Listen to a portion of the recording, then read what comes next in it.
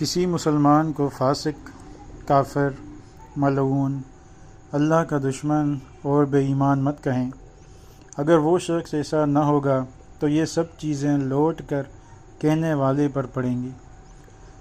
یا کسی انسان، جانور یا بے جان چیز کو بد دعا دینا، مثلا تجھ پر اللہ کی پھٹکار، لعنت یا جہنم میں جائے وغیرہ وغیرہ، اس سے بھی بچنا لازم ہے۔ بخاری شریف کی ایک حدیث ہے، رسول اللہ صلی اللہ علیہ وآلہ وسلم نے فرمایا کہ کوئی شخص کسی آدمی کو فاسق نہ کہے اور نہ اس پر کفر کی تہمت لگائے، کیونکہ اگر وہ آدمی فسق یا کفر کا حامل نہ ہو تو اس کا کہا ہوا کہنے والے کی طرف لوٹ جائے گا۔ ایک اور متفق علیہ حدیث ہے، رسول اللہ صلی اللہ علیہ وآلہ وسلم نے فرمایا کہ جو شخص کسی کو کافر کہہ کر پکارے یا اس کو اللہ کا دشمن کہے اور وہ واقعتاً ایسا نہ ہو تو اس کا کہا ہوا اس پر لوٹ آتا ہے، یعنی کہنے والا خود کافر یا اللہ کا دشمن ہو جاتا ہے۔ مسلم شریف کی حدیث ہے، رسول اللہ صلی اللہ علیہ وآلہ وسلم نے فرمایا کہ صدیق کے لیے مناسب نہیں کہ بہت زیادہ لعنت کرنے والا ہو۔ ہمیں یہاں پر مسلمانوں کی ایک تعلیم کا پتہ چلتا ہے کہ مسلمان لعنت کرنے والے نہیں ہوتے، گالی گلوچ کرنے والے نہیں ہوتے، کفر کے فتوے لگانے والے نہیں ہوتے۔ مسلمان نصیحت کرنے والے ہوتے ہیں، ہدایت کرنے والے ہوتے ہیں، برائی کو روکنے والے ہوتے ہیں، نہ کہ گالی دینے والے یا لعن طعن کرنے والے۔ اب یہاں پہ ایک اور بات بھی ہے، ایسا نہیں ہے کہ اب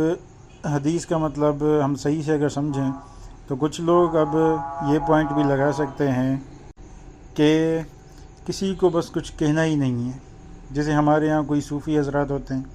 وہ کہتے ہیں کہ بھائی تم میں بھی اللہ، مجھ میں بھی اللہ، بس اللہ ہی اللہ، بس کسی کو کچھ بھی نہ کہو، سب صحیح ہے، سب صحیح ہے۔ تو یہ پوائنٹ آف ویو ان حدیثوں سے نکالنا بالکل غلط ہے، کیونکہ ہم نے ایک حدیث میں پڑھا کہ اگر وہ کفر، اگر وہ شرک یا کچھ بھی مطلب بندے میں نہیں پایا جاتا تو پھر لوٹ کے آئے گا جو کہنے والا ہے اس کی طرف، اگر نہیں پایا جاتا۔ لیکن اگر علماء نے، مفتیان کرام نے تصدیق کر کے باقاعدہ محنت کر کے ایک چیز بیان کی، کسی پر کفر کا فتویٰ لگایا یا پھر کسی کو بتایا کہ بھئی یہ کافر ہیں، یہ انکاری ہیں، تو یہ ان کا حق ہے۔ اب یہ قیامت کی بات ہے، آخرت کی بات ہے کہ ان کو حساب کتاب دینا پڑے گا کہ بھئی آپ نے کن وجوہات پہ، کس بنا پر یہ ان پہ فتویٰ لگایا، حالانکہ وہ مسلمان تھے یا نہیں تھے، یہ بعد میں پتہ چلے گا۔ لیکن یہ حق ان سے نہیں چھینا جا سکتا، یہ بات آپ یاد رکھیں۔ اب حق تو ہے ان کا، لیکن چھوٹی چھوٹی بات پہ، بالکل ذرہ بات پہ کفر کے فتوے لگا دینا یہ جائز نہیں ہے۔ خاص طور پہ یہ عام مسلمانوں کے لیے حقوق ہیں، عام مسلمانوں پہ یہ فرض لازم ہے کہ وہ تو بالکل ایک دوسرے کو کچھ کہیں نہ، گالی گلوچ، لعن طعن کچھ بھی نہ کہیں۔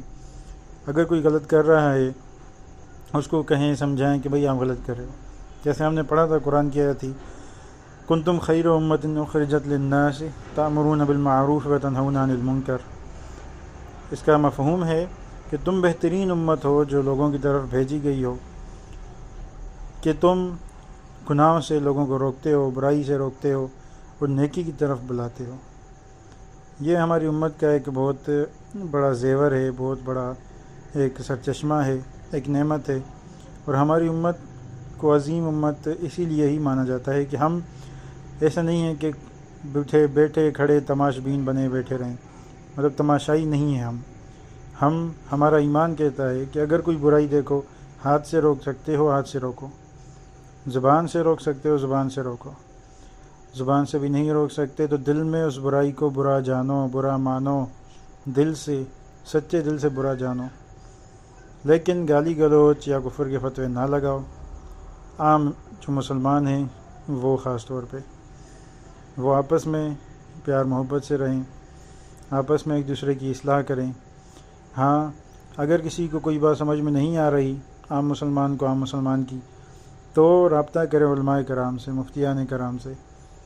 کہ حضرت جی ہم نے یہ چیزیں دیکھی ہیں، کیا اس کو ہم کفر کہہ سکتے ہیں؟ یہ چیزیں دیکھی ہیں، کیا اس کو ہم شرک کہہ سکتے ہیں؟ خود سے تعویلات نہ کریں، خود سے اگر آپ ایسے کرنا شروع کر دیں گے تو پھر تو پورا کا پورا نظام کا بیڑا غرق ہو جائے گا۔ اور ہمارے یہاں یہی ہوتا ہے، خاص طور پہ ہماری پاکستانی عوام، وہ تو ہر چیز میں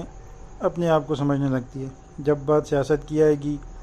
آپ پاکستان کسی بھی آدمی سے پوچھ لیں، وہ ایسے بیان دے گا کہ بھائی اس سے بڑا سیاستدان کوئی نہیں۔ جب بات کسی بیماری کی آئے گی، وہ ایسے مشورے دے گا آپ کو کہ اس سے بڑا کوئی ڈاکٹر نہیں، حالانکہ بیٹھا ہوگا چائے کے ہوٹل پہ چائے پی رہا ہوگا، لیکن آپ اس سے جو پوچھیں گے اس کے بارے میں ایسا لگے اس نے PhD کر رکھی ہے، ہوگا کچھ بھی نہیں، ساری 2 نمبری ایسی باتیں ہوں گی، حال احوال ہوں گے، ساری ہوائی فائرنگ ہوگی۔ لیکن پاکستانی عوام یہ ایسی ہے ہماری، کچھ بھی پوچھیں آپ کھلم کھلا باتیں کرنا شروع کر دیں گے، باقی علم نہیں ہوگا اس بارے میں، نہ اس بارے میں تصدیق ہوگی، نہ علماء سے رابطے ہوں گے، تو پھر گمراہی ہوتی ہے۔ اور ہمارے معاشرے میں بھی آج کل سب کے سامنے بات ہے، بہت زیادہ گمراہی ہے، برائیاں بہت زیادہ پھیل گئی ہیں۔ تو اس سب کا بنیاد، اس سب کو اگر ختم کرنا چاہتے ہیں تو ہمیں برداشت سیکھنا ہوگا، برداشت کے ساتھ ہدایت سیکھنی ہوگی، تبھی ہمارا معاشرہ صحیح ہو پائے گا۔ اور سب سے پہلے خود کو تبدیل کرنا پڑے گا، خود کو تبدیل کریں گے تو پھر ہی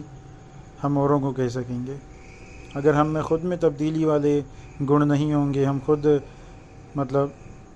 برے اعمالوں میں ہم خود جکڑے ہوئے ہوں گے، ہمارے خود کے اعمال اچھے نہیں ہوں گے، صبح سے شام تک ہمارے معاملات اچھے نہیں ہوں گے، ہم کسی کے ساتھ اچھے اخلاق سے پیش نہیں آئیں گے، یا اور بھی ڈھیر ساری چیزیں ہو گئیں۔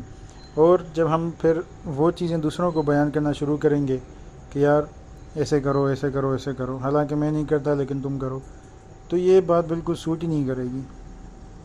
تو اس لیے خود کو بدلیں، برداشت اپنے آپ میں لے کر آئیں، اور برداشت اگر ہو گئی تو پھر تو کوئی مسئلہ ہی نہیں ہے، پھر تو انسان گالی گلوچ، کفر کے فتوے، اعلان تان کچھ بھی نہیں کرے گا۔ تو یہ بھی چیزیں برداشت سے ہوں گی۔ اللہ تعالی ہمیں عمل کرنے کی توفیق نصیب عطا فرمائے، آمین۔